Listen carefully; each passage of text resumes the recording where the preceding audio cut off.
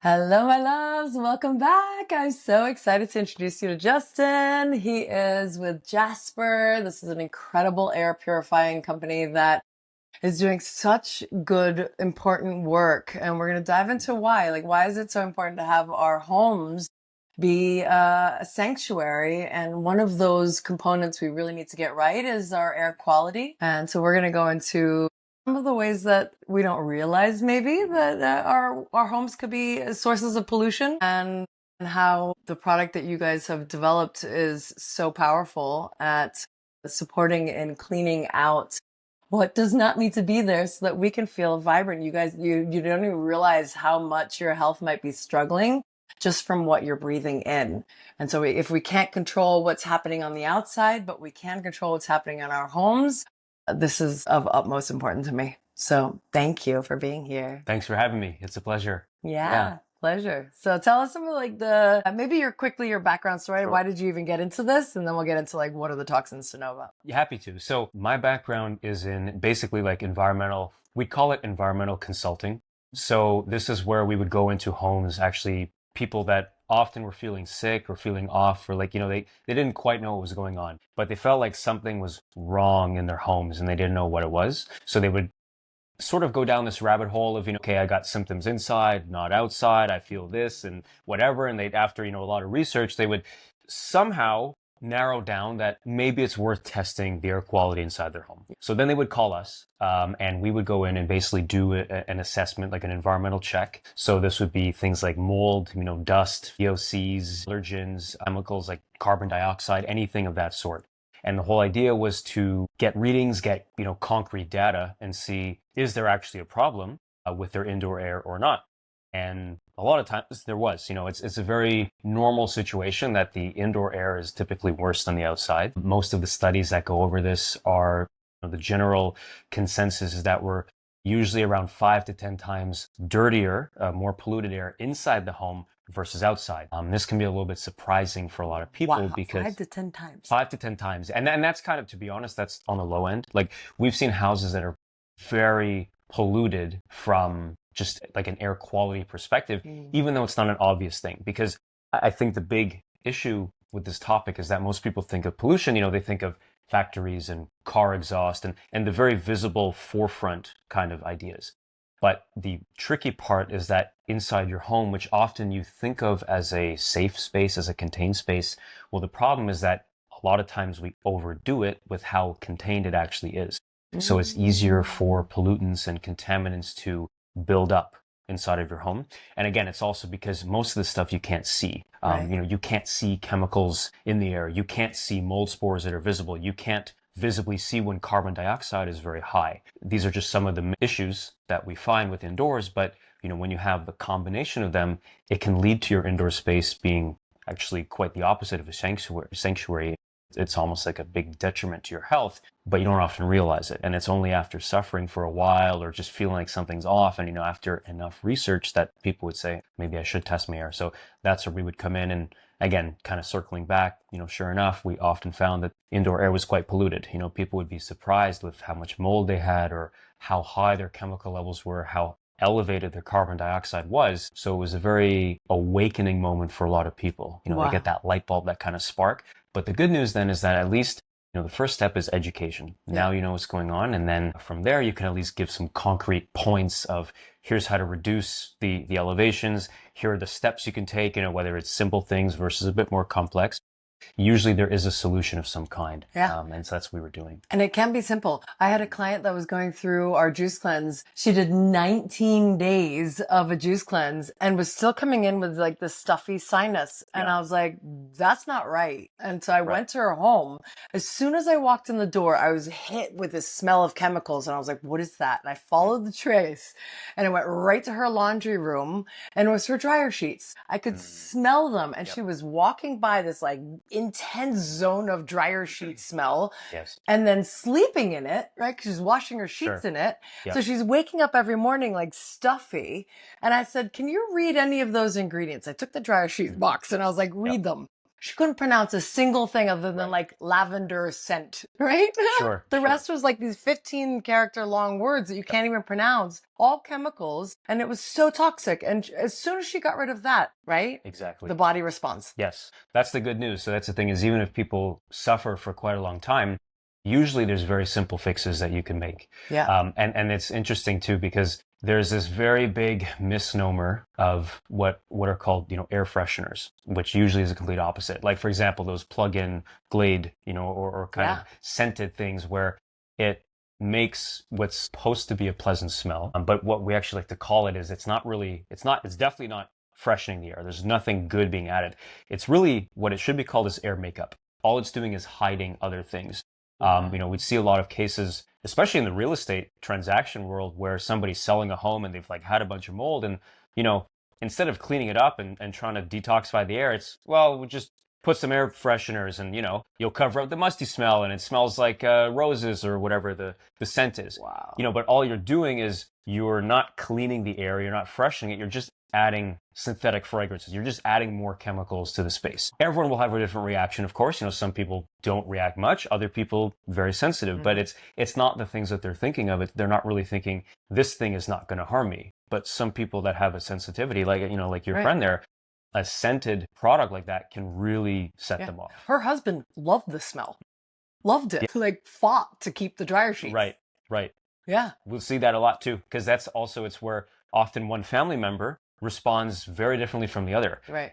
A lot of cases where, for example, it is a family inside the home, and one member, whether it's the wife or the husband or a kid, is really sick, and they're just constantly battling, sneezing and sore throats and itchy eyes inside their home. The rest of the family feels fine, and that person often thinks like they're going nuts because they can't identify what the source is, and they think like, am I going crazy? Well, chances are no, they're not. It's just their response is different than their family members. Right. But usually the key is if they feel better out of the house, that's a pretty good tell. It means that something's happening inside their indoor environment. At that point, at least you can narrow down the scope and just try to do your detective work from there. Great lead in. Yeah. Mm-hmm. Okay. You mentioned 3 zones, right? Mold, VOCs, and mold.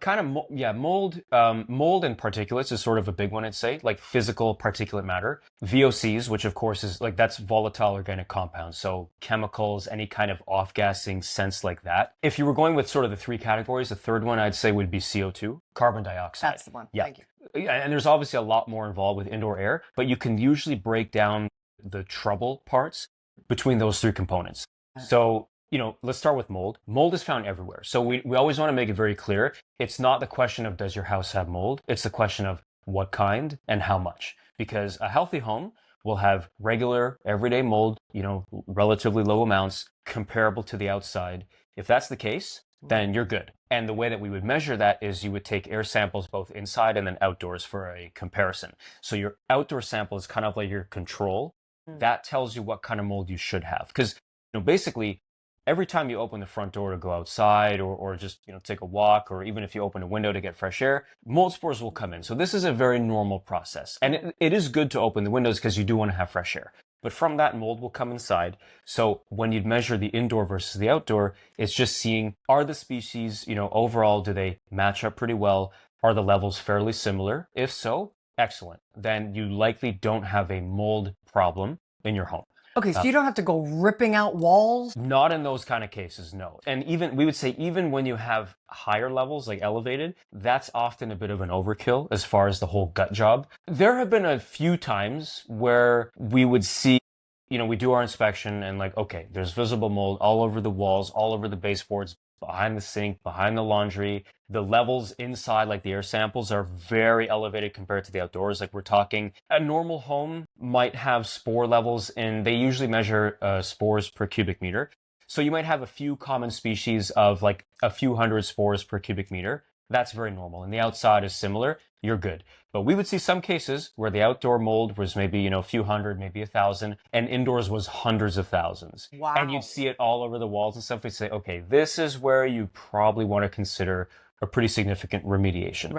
This is not the case for 99% of people. Okay. So if they have some elevated mold, which again, that can be a situation, like you might have a case where your indoor is just a little bit humid and maybe you had a bit of a leak and there's a bit of an elevation, that can still cause the symptoms, but by no means does it mean gut the entire place, spend $50,000 ripping out all the drywall and flooring and putting new stuff in. Usually it just means control the humidity, make sure your airflow is good, and then run like an air cleaning device, like an air scrubber. Right. Those steps alone will really help with mold mitigation. But that's kind of the one topic of mold. That's how we would tend to see it for most people, is either no elevation, great, or some elevation, okay. There's a few simple steps you can take. Very rarely is it you have to remediate the entire house. Can happen, but not that often. Okay. And interesting to hear that you actually kind of want it to be the similar as the outside, because I keep hearing that Austin's super moldy.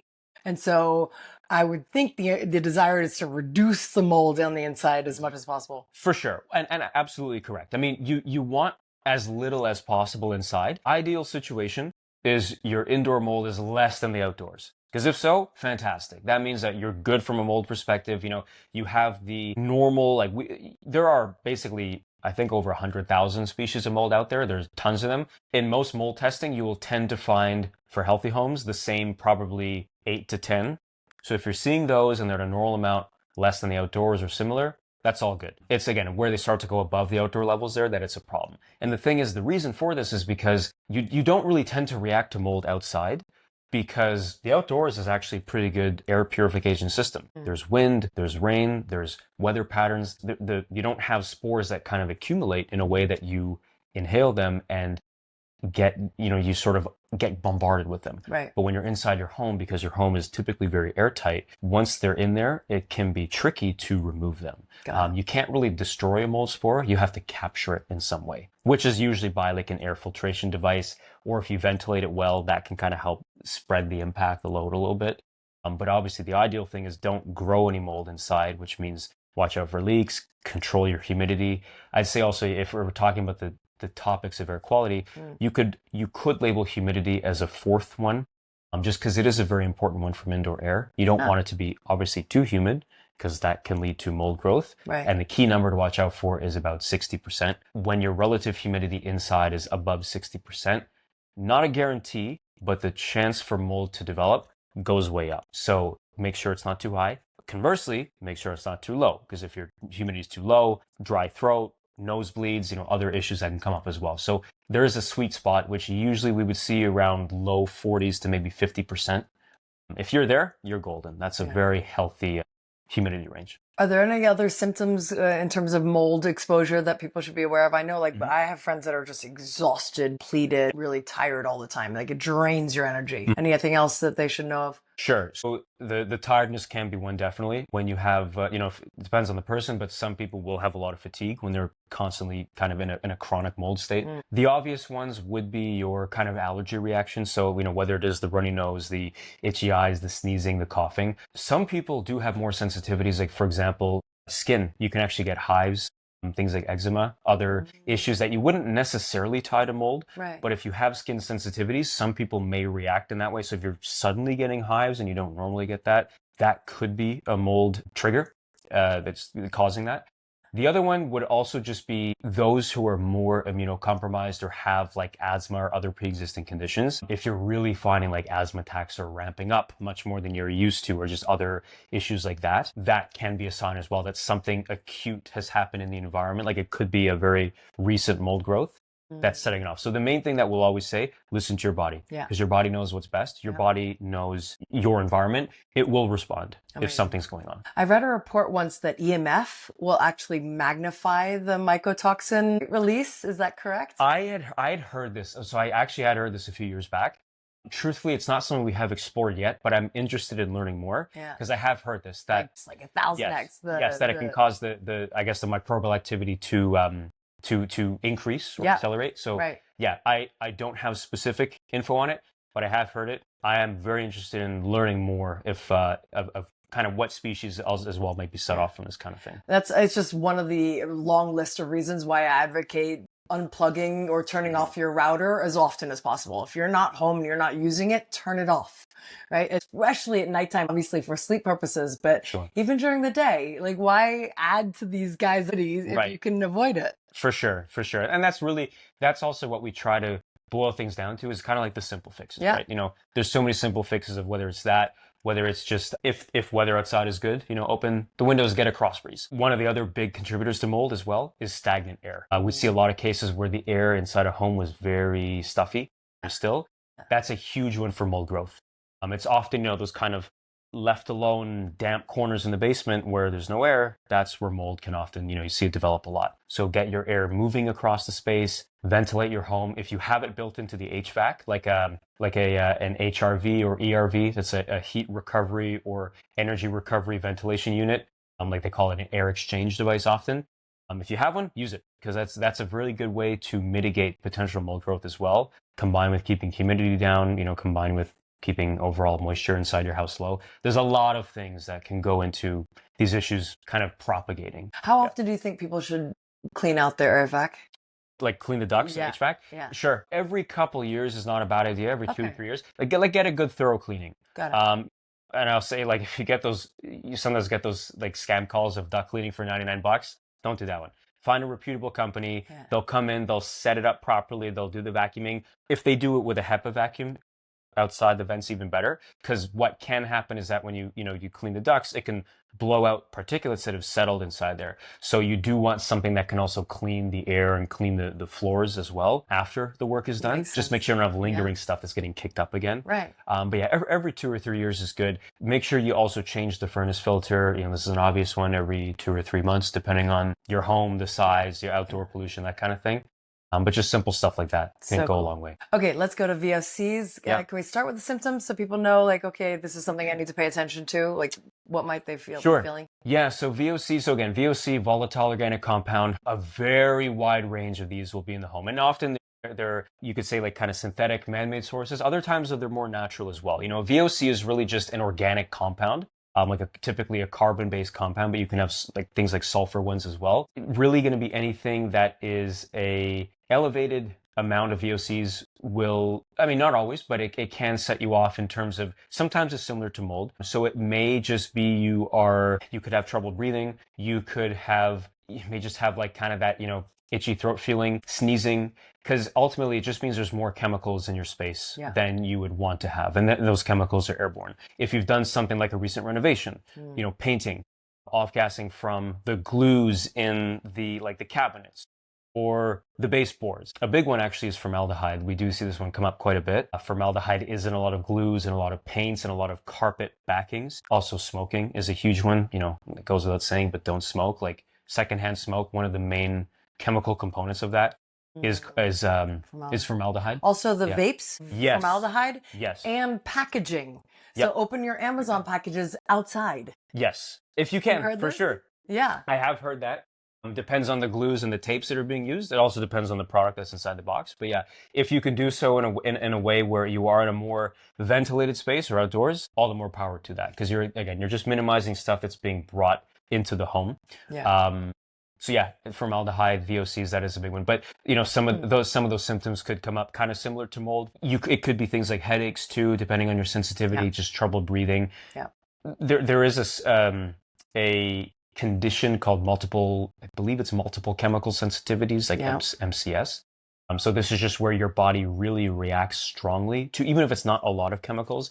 And the tricky part can be to, once you've had, sometimes it's like a one-time acute exposure, sometimes it's chronic exposure. Where it gets difficult is that once you have MCS, it's also, your body tends to react more quickly to chemicals, meaning for some people, it would take a lot more to set them off. For someone that has that condition, it'll be much more quick that they'll start to react to it. So it's also like, pay attention to your body. Right. Your body's overloaded. Yes. So then it's like one more thing just puts you over. Exactly. Yeah. My first symptom is always headache. If I walk into a room and I get a headache, I know there's chemicals in the room. But another symptom could be just weight gain, because if your body's full of toxicity, it's going to have more fat cells to disperse the toxins. Otherwise, each one of your cells are much higher in the volume, so you want to kind of disperse, and that's one of the ways is your body will hold on to fat cells to disperse that toxicity. Yes, that's actually an interesting kind of segue in that too. Because, one of the, we sort of tie in with mold, but one of the other big components of indoor air is your particulate matter. So this is the physical particulates. This is, you might see it in the news as it'll, especially when there's like been a wildfire or poor air quality in the AQI, the air quality index. Yeah. PM 2.5 is one of the main ones, which PM 2.5 is basically any kind of particulate that is 2.5 micrometers or smaller. So this is often things like pollen. It can be like rubber from like tires and brakes, on the road. That rubber becomes kind of aerosolized. It fits into the PM 2.5 range. So that's one of the main pollutants. But often, and when you've had a wildfire, the smoke has a lot of, basically the makeup of the smoke is in that 2.5 micrometer range. So the smoke from wildfire is often PM 2.5. That's why when you had that kind of situation, even if you're not directly in the fire, just because the way wind patterns go, it can blow those plumes of smoke pretty great distances.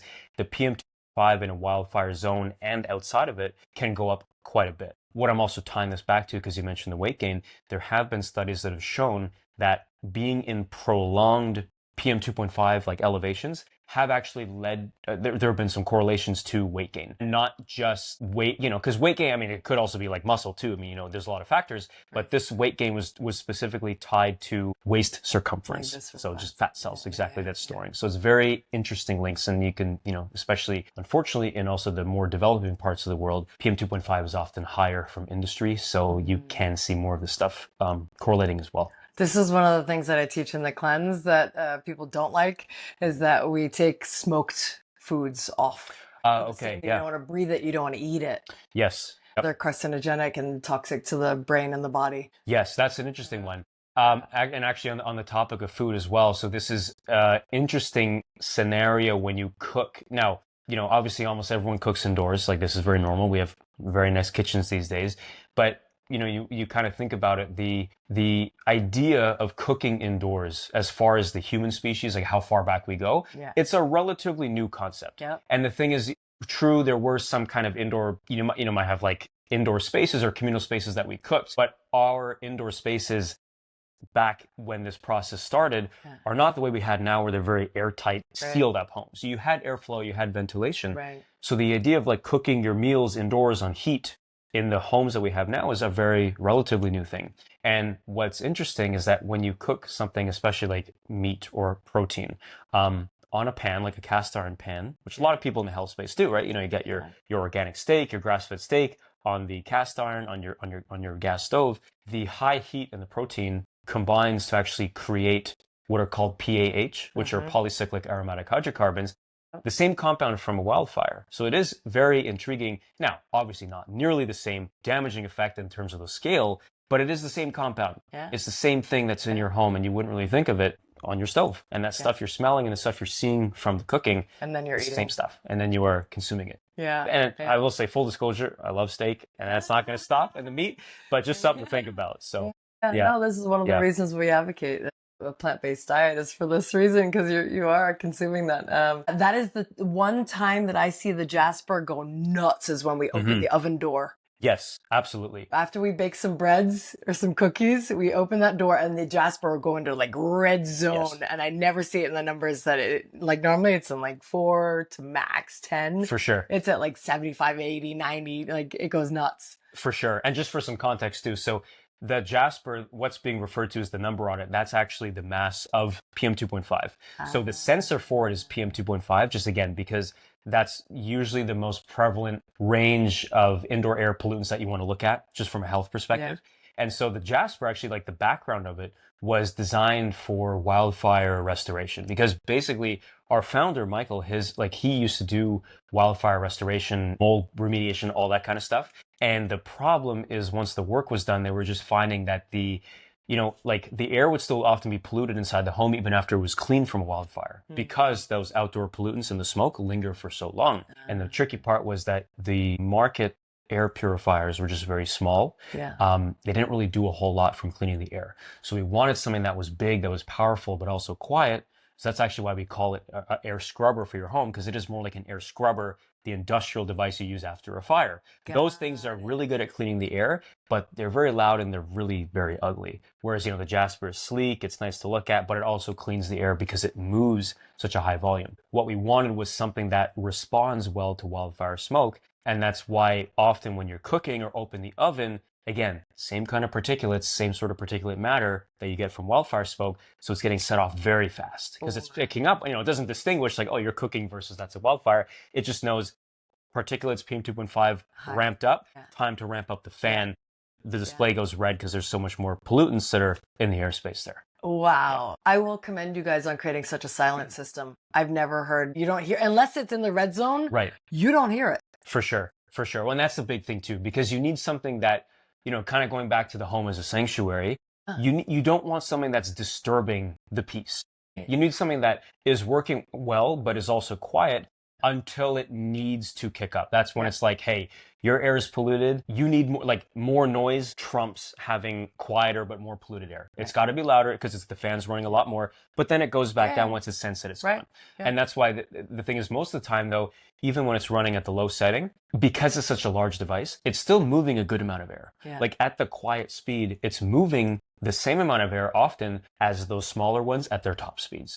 So it's much less noise, but it's still doing, it's having more of an effect on your indoor space. Yeah, amazing. Yeah, no, I'm a huge advocate. That's why you're here. For sure. Okay, last of the three was the CO2. Yes. So this is a hugely overlooked one in the air quality space as well, because, people are thinking of the physical stuff. So like, okay, the mold, the pollen, the pollutants, the PM2.5, and they're thinking of the VOCs and the chemicals.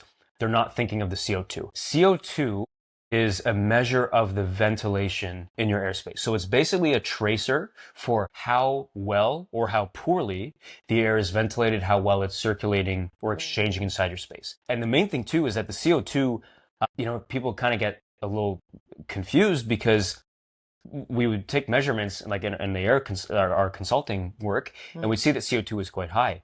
And they'd say, oh, like, do I have a leak? Because they're thinking like carbon monoxide, like a gas leak or a stove leak. They're thinking, oh, do I have a leak somewhere? Not at all. The CO2 is coming from us, from you and I. When we speak, when we breathe, we respire, we're producing CO2. So that CO2, if your home is not ventilating well, if the air exchange is not good, it's not circulating well, that CO2 is building up. Doubly so when people have their homes very sealed up, like they keep their windows closed, they barely open the front door, they stay inside, and they keep their bedroom doors and such closed as well. So you'd often see at nighttime, the CO2 inside the bedroom is going up to very, very high numbers. For context, the outdoor air, ambient air in the environment, CO2 is about 400 parts per million. So this is a very normal reading. A healthy home, like that's pretty well ventilated, 600 to 700 parts per million. So if your CO2 inside is at that range, like let's say it was 650, that's very good from an indoor airspace. Where it starts to get elevated, you see above 1,000, like 1,000, 1,200 parts per million. That's where those feelings of kind of sometimes sluggishness, just tiredness, maybe a little bit of brain fog, fatigue, that can all kick in because the CO2 is high. It means that there's less fresh air, less oxygen, and the air is very stagnant. We would see cases where someone is sleeping with their bedroom door closed, and we monitor the CO2 overnight for like a few days. And at nighttime, their CO2 is going to like 2,000 or 3,000 parts per million. Wow. And they would wake up, they'd sleep for the night, and they wake up exhausted. Like, what is going on? I slept for 8-9 hours. It's because the CO2 is so high in that space. Their body's not getting fresh air, so they're just getting like bombarded with the CO2. And so the brain fog, the fatigue, and they can't figure out like, why am I so tired when I slept all night? Yeah, the cells aren't getting oxygen. Right. CO2 is through the roof. But the good thing is just open the door, open the window. It drops very quickly. Now, obviously, weather permitting, this is the other tricky part too. If you live in Arizona, you're not opening your windows in July during the day or maybe even at night because it's just so hot. Same thing with, if you live in Maine, you're probably not opening your window in the middle of January. It's just way too cold. So what you still want to do is, get fresh air through the home as much as you can. In those situations where weather does not permit, this is where if you have an HVAC kind of add-on, like an air exchange device, this is going to be your friend. Use it for sure. Because what these devices do is they pull in the indoor air, the outdoor air. They actually filter it a little bit too. Now, it's not like an air scrubber, but it does filter the air a little bit. But most importantly, what it's doing is exchanging that stale air in the home. It's pulling out the CO2 and it is bringing in fresh air, all without having to open doors and windows. And it actually does so in a pretty energy efficient way. It'll be lower cost than, like, for example, if you had the windows open constantly and then ran your furnace or your AC, it's battling a lot more to keep the indoor air at the level that you want it. The HRV or ERV, depending what climate you're in, it's going to be one or the other, but they do the same thing. That will help in a more cost-effective way, keeping the CO2 low because it's exchanging the air inside the house. Okay, so that's different than a normal AC unit? Exactly. Like furnace and AC, like AC or furnace, we've had these for a long, long time. Yeah. I mean, HRVs and ERVs have been around for a while. I guess it depends where you live. I do find that most homes that are built in the last decade by default will have one in the HVAC because again, it's a good thing to have for your air, your ventilation system. But this is different than just like the AC. If you run the AC and you don't have an HRV or like this kind of system, Yeah. it's not going to exchange the air in the way that you would if you had an ERV or an HRV. Interesting. So if you have one, use it. If you don't have one and the climate is not favorable for windows, again, this is where you live. Like if you live in, San Diego, Great. maybe you don't need one. Open your windows. Exactly. But if you live in the more extreme climates and you can get one, definitely get one. Okay. Yeah. Huge. Interesting fact I learned once is that claustrophobia is the brain is realizing there's more CO2 than oxygen. Very and so you interesting. start panicking. Yeah, that would make sense. That would make sense because you're picking up on the higher CO2 and that makes you breathe quicker and yeah, absolutely. Imagine if you're living in a home that has higher CO2 and your brain is kind of panicking. Oh, if there's absolutely. Anxiety, if you're struggling with anxiety, it would make sense 100%. to look at that. And it's also, that would tie into why some people get into like a panic state and it's just like, I got to get fresh air.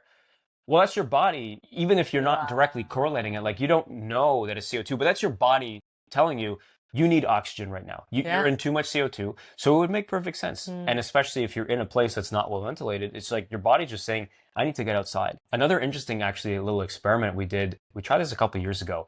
We love sauna. Sauna is fantastic. A lot of saunas, though, actually don't move the air that well. They might have that little vent, but sometimes they don't or it's closed off. It was like a barrel sauna, kind of a typical one, maybe like a 4 or 5 person one. And there were a few of us in there. And we brought in a CO2 monitor and we're curious. We said, let's see, because, naturally in a sauna, you talk, you breathe, you're producing CO2. And we said, let's see what happens with the CO2. And with that monitor, we found that in, again, outdoor air is probably 400. Normal home that's ventilated well, 600 to 700 parts per million, 650. Inside that sauna space, probably in about 20 minutes or so, which is a typical time you'd be in the sauna, we were hitting over 3,000. Ow. And so it's not surprising that often in the sauna, like part of it is the heat. You just hit that point, like, I got to get out of here. Right. And you're really thinking like, it's true, the heat is a factor, but a lot of that CO2, you're just not thinking it's CO2, but your body's telling you, you need oxygen right now because you're not getting that inside the sauna. Wow. So it's a very interesting thing that we were seeing. Let me give you one more case. Please. This one was very interesting. A number of years ago, because we love these little experiments, we were inside a car. This was at the air consulting company we have. And there was 3 of us in the car. And we had an air monitor that had CO2. And what we inadvertently did as an experiment, we hadn't even realized it. We were kind of measuring the CO2 in the car. And it was probably, we had windows closed, but we had the air running, like the AC. So, there is air coming through the vents, pulling in from the front of the car. And the CO2, I want to say, was probably maybe 800. So nothing crazy, still a normal amount. Right. At some point, we ended up hitting that recirculate button. The one where maybe the outdoor air is not good, so you want to recirculate the air inside the car and not bring in new air from the outdoor. Right. Because you might use that if like there's very poor air outside, or a truck is in front of you, construction. You don't want that exhaust or whatever. So we hit that button, and in about, I'd say 15 minutes, again similar to the sauna, CO2 hit about 2,000 or 3,000 parts per million. And so that was kind of a wake up moment. We said, it's funny when you're on a long road trip. And you get that really tired feeling and you're like, I got to crack a window. But again, it's like, why do you feel that? Well, if you're using that button, especially on a road trip, you're probably getting a lot more CO2 than you would have thought. Which make you tired. And again, all you got to do is hit the window. Instantly, it drops to like 400 because that's outside. And you feel good or you get out of the car. But it's just it's that scenario where you're not making the connection. Yeah. But your body's telling you something's going on. Yeah. So this is why the CO2 is by far one of the most overlooked components of indoor air. But it's so important. And once you pay attention to it, you'll never not. You'll become very quickly aware of like, it is stuffy in here. The CO2 is high and like stuff you weren't thinking about before. Love it. Very interesting stuff. Really interesting. Thank you. Wow. Wow, so potent. See, now you guys understand. Any other thoughts? Anything else that people should know? Tell us more about Jasper and the quality, and like, let's go there. Absolutely. So yeah, and that's, the thing with Jasper is that another big factor of it as well was just, because the work we were doing before was consulting in air quality. So after we'd find people's problems, let's say we found mold or we found high dust or, VOC, whatever it was. A lot of the times it was, okay, aside from get the source of mold clean if we found it, stop using so many chemical products, try to ventilate your space. But another big part of it was also use an air purifier, an air filter. And a lot of the times they'd say, do you have any recommendations? And because we were trying to be the good third-party neutral company, we'd say, no, just, use an air purifier.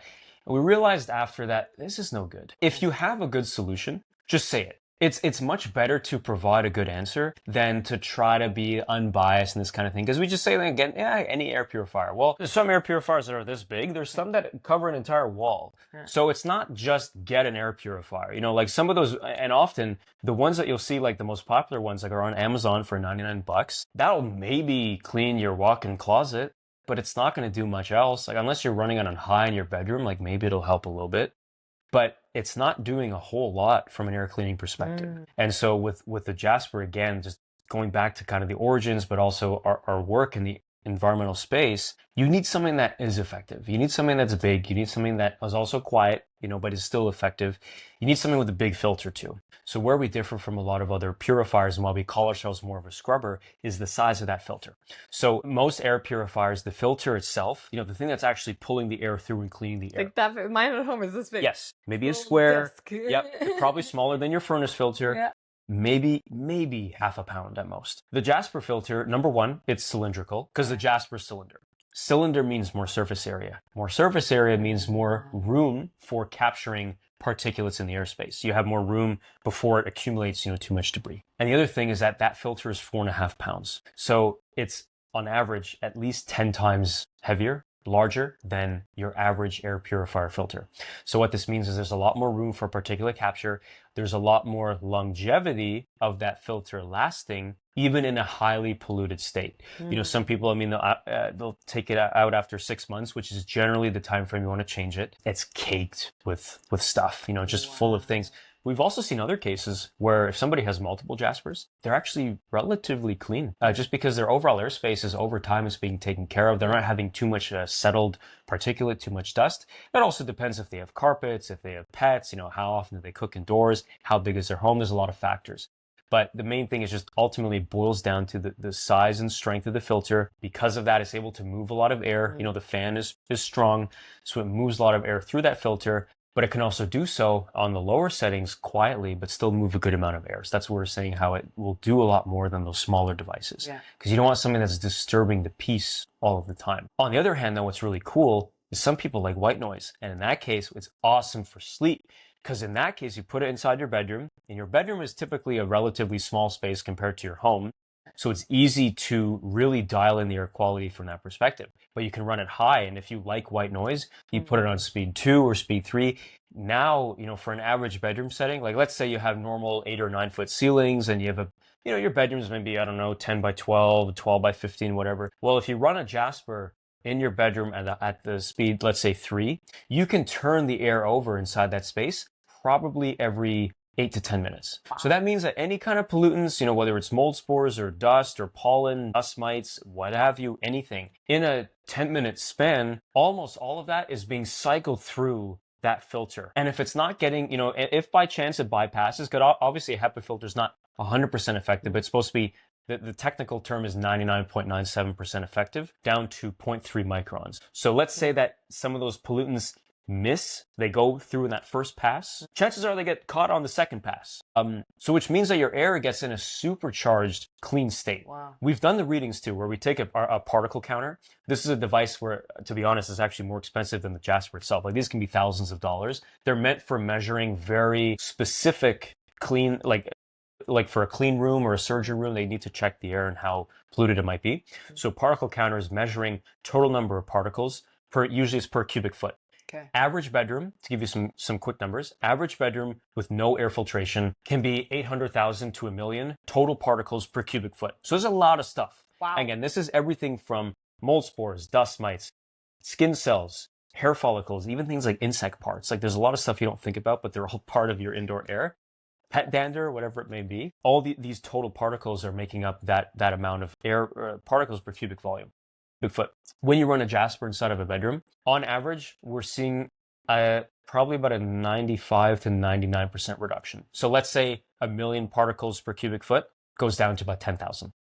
So there's that much less stuff that your body is now breathing in at night. And it's kind of, exactly. It's kind of like you were saying with your friend about the dryer sheets, because when you're sleeping, you're not eating, you're not drinking, all you're doing is breathing. So she's breathing in chemicals from the synthetic chemicals that were close to her nose on her bed sheets and her linen and her laundry. And so over, at night, now your body, when it should be in a state of rest, is combating more stuff. And she's waking up, red nose or, runny nose, whatever. Maybe you take away the source, goes down. Same thing with the Jasper. You put the Jasper in the bedroom, all that stuff that your body is normally contending with at night is now way less. So you can wake up more energy, more recharged. You're feeling better. You don't have maybe as many symptoms. Like we've had so many people who have had their allergies come up at night, put a Jasper in the bedroom, they sleep longer, they don't have the symptoms coming up. People with asthma going from daily asthma attacks to one a week. Wow. It's amazing changes that can happen with such a simple thing of just plugging it in and scrubbing your air. Yeah. Wow. As we like to say, it's the laziest way to be healthy. You don't have to exercise or change your diet. You let it work and then that's it. But it's such an important step for your health. What is the square footage capacity that you guys recommend for one Jasper? I love this question. And it's an important one too, because this is where air education comes in. Because the most important factor is not the square footage, but it's the ceiling height. It's the cubic volume. And you'll find that a lot of brands misrepresent this. They'll say, our purifier covers 1,500 square feet. Well, that sounds great. I mean, that's like, I can do my entire home with one. But if you then you say, wait a minute, let's check the math. So you dig into the math. Well, in actuality, it covers 1,500 square feet. If you had 7-foot high ceilings, not realistic. Most people's are higher than that. And that's with 1 air turnover per hour. Okay, that's not very good. Like what we want to strive for is multiple, at least 3 to 4. Every 15 to 20 minutes, we would like to see the air turned over inside your space. If it's not doing that, I mean, it's obviously better than nothing, but you still want to have multiple air exchanges cycles through per hour. Otherwise, there's the stuff in your air is still lingering for a lot longer. So to give you kind of the numbers breakdown, with one Jasper, if you had let's say you had normal ceilings like 8 or 9 feet, this is pretty standard. One Jasper will be great for around 700 square feet of space. Okay. So that would be like a kitchen/living area, maybe a dining area attached. But the important thing is, and this is at the higher speeds, you will still get multiple air turnovers per hour in that 700 square feet of space. If you have a great room, with like 15-foot ceilings and an open, floor plan and more space, you might want to use 2. Because again, the important thing is that you turn over the air more frequently. Inside a bedroom, again, smaller space, typically less square footage, ceiling heights are probably a bit lower. 1 is fantastic. Great. But so what most people will do is they'll put 1 for the bedroom because you really want to dial in your sleep. And they'll put 1, maybe 2 for the kitchen/living area, depending on the size, because you want to capture those cooking and cleaning particulates. So those are the 2 most important spots from an air quality perspective to really dial in the health of your home. Amazing. Do you guys offer still this service of coming to the person's home and checking the quality? We do, yes, for Austin only. It is an Austin thing, so we always, we don't want to promise we'll do that anywhere. Right. Although we hope to do that later on. Yeah. But for now, it's just Austin. But yes, if you are, if you're getting a Jasper in Austin, we actually will do a white glove delivery. So we'll go to your house, we'll set it up. And what we love to do is do the air quality test with our particle counter. Nice. So we'll say, let's check your bedroom, let's check your kitchen, maybe your kid's room or your nursery, wherever you're going to put your Jaspers. And we'll see what kind of readings come up. We also do an outdoor reading just for reference, because we want to see what is the kind of ambient pollution outdoors. So a lot of times, similar to the mold, the indoor levels are higher than the outdoors. Sometimes they're the same, sometimes they're higher. But the most important thing is then we'll run that Jasper for 10, 15 minutes, take a rereading again, numbers are down. Often like 50% less in like 10 minutes kind of thing. Wow. And then it's lower than the outside. And now it's kind of that aha moment, for our customers seeing, this is why I bought this thing. Yeah. Because my health is now that much more in my hands. Yeah. Because there's that much less stuff I'm having to deal with without thinking about it. Amazing. Yeah. So valuable. Thank you so much. Absolutely. Thank you. It's my pleasure. We're always our most important thing, kind of first and foremost, is to be an air education company. Yeah. You know, even if you're not buying a Jasper, no problem. Get yourself educated, get informed. You can make such simple choices and switches in your life Yeah. that'll have a profound impact on your health just from dialing in your air quality and So just being true. aware. So Yeah. yeah. Huge. Amazing. We will put the how to get a hold of you, how to connect, Yes. and all the in the show notes. Yes, absolutely. And and also for anyone that does listen to the show, so we'll have an extra discount as well. So it'd be $300 off of a Jasper if you're buying with the show code. So that would all be, I guess, in the description there. Yeah, we'll put it all in there. Yes. Amazing. Thank you so much, Justin. Thank What a you. breath of fresh air is so much Thank wisdom. you. Thank you. Thank you. Thank you. Thank you. Breath of fresh air. How Yes. fitting. We get that one a lot. Yeah, but it's always a good one. Yeah, but thank thank you. you for your wisdom. Really My pleasure. appreciate Yeah. you. Yay. Thank you guys for tuning in. I hope this is super helpful. It was for me.